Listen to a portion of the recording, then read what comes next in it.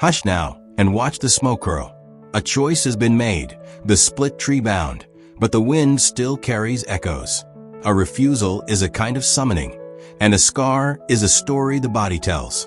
The village has kept its river whole, but now must learn to live with the whispers of what might have been, and the new shadows their no has cast. Listen well, for this is the episode of Scars and Whispers. 3 rains passed. The village healed, but like a mended pot, the lines of the break were still visible. Trade with other villages increased, spurred by a new cautionary wisdom. Iba-Ire became known for its sturdy baskets, its potent herbs, and its steadfastness.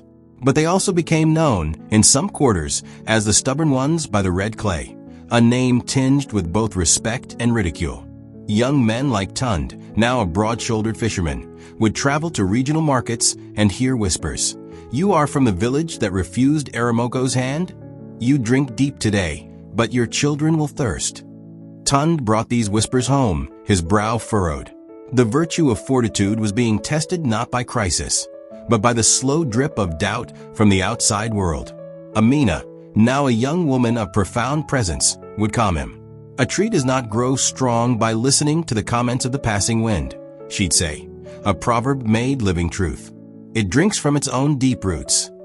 Yet, she too felt the pressure in her dances, a new, subtle tension on the horizon, like a storm cloud too distant to see.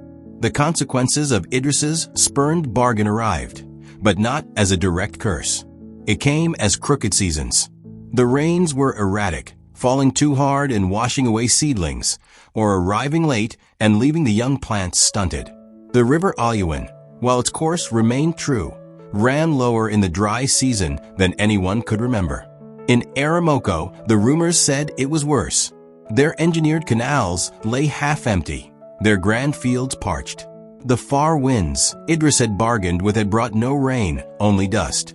One market day, a trader from near Eramoko arrived, his eyes hollow with fatigue.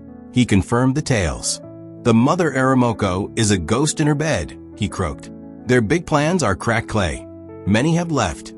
He looked at the full baskets of Iba-Ire with a desperate hunger.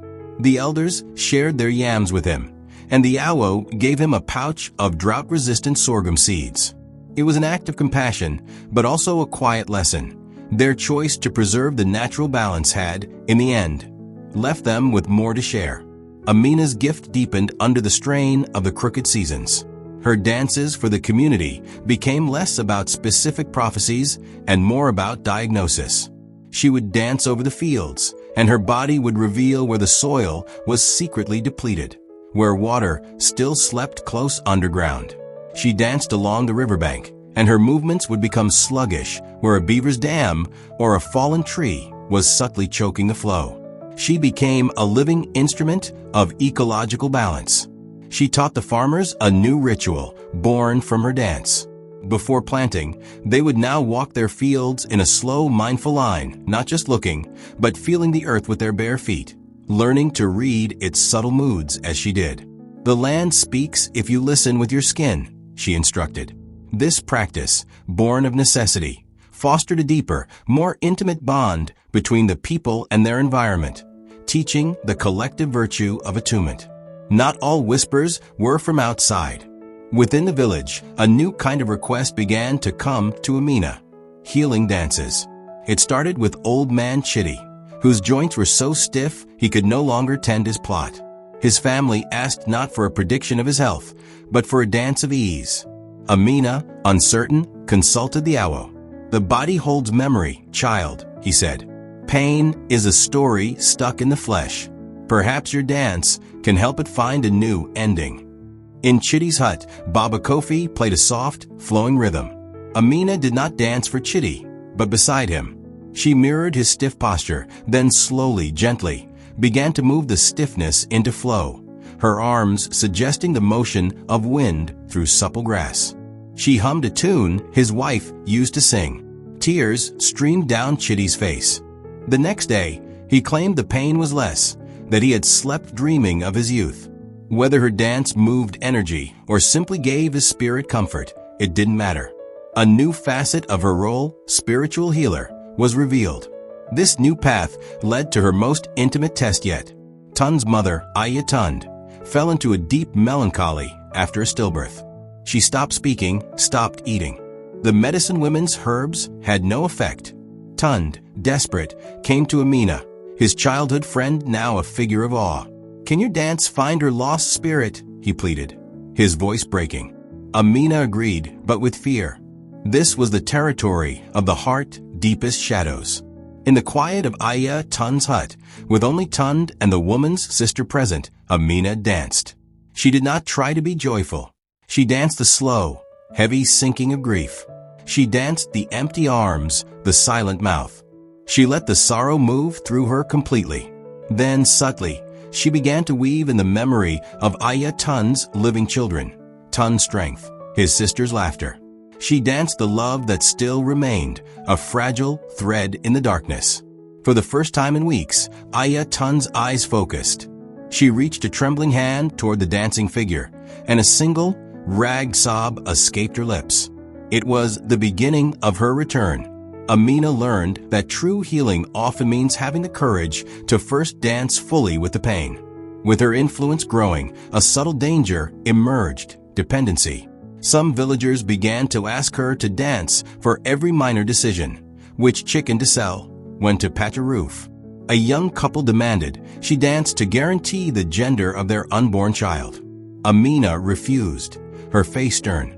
"The dance is for questions that touch the soul of the family or the village, not for peeling the skin from life's onion," she said, invoking the proverb. "Do not use a hatchet to remove a fly from your friend's forehead." The awo supported her. He called a meeting. "The oracle is a guide to the crossroads, not a carrier for every path," he declared. "To lean too heavily on the gift is to weaken your own legs. Her dance shows you how to walk. It does not walk for you." He instituted a rule. Community questions would be addressed monthly. Personal healing requests required the approval of the family elders. This protected Amina's energy and reinforced the vital virtue of self-reliance in daily life. The external world, however, would not be kept at bay. A new figure arrived, not a slick trader like Idris, but a scholar from the coast, named Ikan. He wore simple cotton, but carried notebooks and a strange brass instrument for mapping stars. He had heard of the dancing oracle and came in a spirit of academic curiosity. He asked permission to observe and record, offering knowledge of medicine and astronomy in return. The elders were wary, but the awo saw potential. "A closed hut gathers only its own smoke," he advised. "Let us see what light his lantern holds." Ikan was given strict boundaries, but allowed to stay. He watched Amina's monthly dance with rapt, analytical attention, scribbling notes. Afterwards, he would ask thoughtful questions about the symbology of her movements, not to exploit, but to understand. His respect was evident. He represented a different kind of outsider, one who sought not to take, but to learn, teaching the village the nuanced virtue of discernment in engagement. Ikan's presence sparked something in Amina.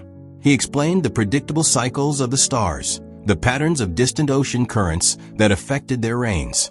For the first time, the intuitive ancestral knowledge she danced with met a framework of external, observed knowledge. She began to incorporate this. When she danced a vision of early rains, she could now reference Ikan's prediction of a warm current from the south. The union was powerful. One night, after explaining the constellation the coast people called the fisherman's net, Ikan hesitantly asked, "Could you dance what I just described?" Intrigued, Amina had Baba Kofi improvise a starry, twinkling rhythm. She danced the net, the glittering points, the vast, dark sea of the night sky. Ikan watched, his scholarly detachment dissolving into wonder. "You have just given me a map I could never draw with a pen," he whispered. Their friendship became a bridge between two ways of knowing. This harmony was shattered by an act of desecration. One morning, the village found the sacred baobab, Iba-Ire, defaced. Crude symbols mimicking Aramoko's script were carved into its ancient bark, and its roots were sprinkled with salt. The message was clear, a lingering malice from Idris's faction, or perhaps from those who still blamed Iba-Ire for hoarding water during the region's hardships. The village was wounded to its core. Amina felt the violation as a physical blow. She went to the tree, placed her forehead against the wounded bark, and wept. Then she began to dance. It was a dance of mourning, of cleansing. Women brought bowls of river water and medicinal herbs. Following Amina's movements, slow circular, washing motions, they cleaned the wounds and packed them with healing clay. The ritual of repair was itself a dance, a collective action to reaffirm their sacred bond with their living talisman. It was an act of resilience, declaring that while they could be wounded, their roots were too deep to poison. The desecration had an unintended consequence. It finally clarified the nature of the threat they faced. It was not war, not famine, but a slow erosion of spirit. The crooked seasons, the outside whispers, the salt on the roots, they were all attacks on their identity, their connection to the land. The elders, with Ikon's help, decided to actively counter it. They initiated the project of the Living Chronicle. Using Ikon's skill with symbols and the village's oral history, they began to paint the story of Iba-Ire on the interior walls of the council hut. Not just the great events, but the small truths, the pattern of the first woven cloth, the recipe for the best groundnut stew, the melody of the lullaby for teething babies. Amina's key visions, the split face, the hidden spring, were also rendered in symbolic ochre and charcoal. It was a declaration, this is who we are. We write our own story. Amina's personal life also stirred. Tund, her steadfast friend, began to look at her with new eyes. He saw not just the oracle, but the woman who grew tired, who laughed at his silly jokes when they were alone by the river, who feared failing her people. He loved her grounded strength, her compassion. But how does one court an oracle? His proposal was not words, but an action. He spent a moon cycle carving a small, beautiful wooden figure of a heron, a bird that stands still in flowing water, patient and observant. He gave it to her after a healing dance. So you remember, he said softly, that even the one who reads the river's flow needs to stand still sometimes and just be. It was a profound understanding of her need for balance, for a life beyond the dance. Amina accepted the gift, her heart, so often a vessel for others' emotions, feeling a unique, warm flutter of her own. The virtue of tenderness had found a crack in her solemn duty. This budding love faced immediate challenge. A delegation from a neighboring village, Uzuma, arrived. They were suffering from a spiritual malaise, a string of bad luck, unexplained illnesses. Their own diviners were baffled. They had heard of the healing power of the dancing oracle's rituals and came humbly, with rich gifts, to ask for her help in diagnosing the spiritual health of their community. This was unprecedented. An oracle's power was traditionally rooted to her own land and ancestors. To dance on foreign soil for foreign spirits was a profound risk. The Awo and elders debated fiercely. Would her gift even work? Could it offend their own ancestors? Ikon saw it as a diplomatic opportunity. Tund feared for her safety. Amina herself felt a pull, a curiosity. If you want to go quickly, go alone. If you want to go far, go together, she quoted to the council. Perhaps helping a neighbor was the next step in strengthening their own place in the wider world. After much deliberation, it was decided. Amina, accompanied by the Awo, Baba Kofi, Tund, and 2 elder women, would travel to Uzuma. It was a journey of 4 days. The ritual of leave-taking was solemn. Amina was smeared with protective clay from the baobab's base. She carried a pouch of earth from Iba-Ire's square to keep her grounded. The whole village gathered to see them off, their faces a mix of pride and anxiety. The journey itself was a teacher. Amina saw how the land changed, how the spirits of the trees and rocks felt different. She practiced her grounding ritual each dawn with the foreign soil, feeling for a connection. Baba Kofi composed new rhythms for the road. Tund was her quiet guardian. By the time they reached Uzama, a village nestled in rocky hills, Amina was no longer just Iba-Ire's oracle. She was a seeker walking into the unknown, carrying the weight of 2 villages' hope. Uzama welcomed them with desperate hospitality. Amina asked for 2 days of solitude to attune. She walked their land, listened to their river, a boisterous, rocky stream, sat in their grove. She felt the blockage not as a single thing, but as a collective guilt. She learned delicately of an old, unjust exile of a family generations back, a story buried in shame. On the third night, in Yazama Square, under a strange constellation, she danced. Baba Kofi's drum spoke a language both familiar and new. Amina's dance was slow, investigative. She mimed digging, not for water, but for a buried story. She danced the weight of a secret, the shivering of a shame unconfessed.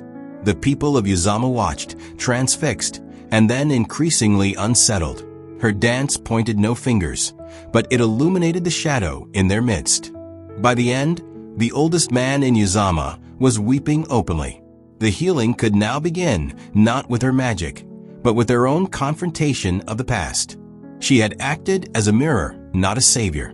The return to Iba-Ire was triumphant. News of Yazama's healing had run ahead of them. Amina was now more than a local oracle. She was a regional figure of renown. The village swelled with pride. But Amina felt a deep exhaustion and a new solitude. She had seen the wider tapestry of pain and had danced with ghosts not her own. Tun's heron figure, which she had carried with her, was her only comfort. That night, back in her own hut, she had a dream.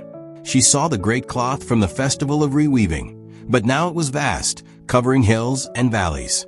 Different villages were adding their strips, creating a breathtaking mosaic. But at the center, where Iba-Ire's piece was, the threads were straining, growing thin from being the anchor point.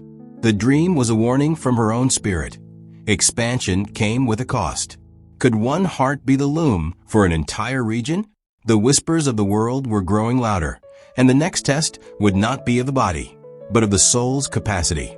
Hold fast to your own center, listeners, for the final embers will show us the cost of the dance.